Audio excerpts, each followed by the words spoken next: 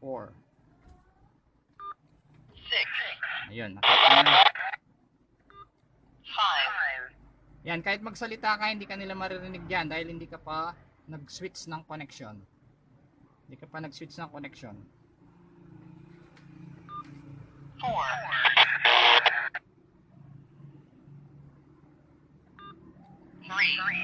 Ayun.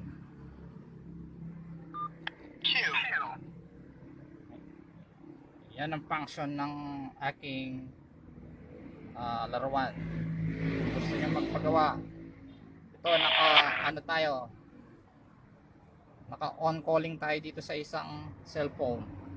Pag naglilipat ka, yan, naka on din ito yung tinawagan mo. Ngayon, kung gusto nyo na mag-connect, 1.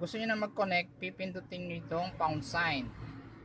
Makikita ninyo dito, magko-connect siya. Ayun. Doon pa lang nakakonect yan. Yan. Pwede ka na magsalita dyan. Magta-transmit na yung sinasabi mo sa cellphone. Yun, doon sa radyo. Yun. Ganyan yan. Kung gusto nyo hindi kayo marinig, i-enable nyo lang. Pipindutin nyo itong yun. Naka-enable.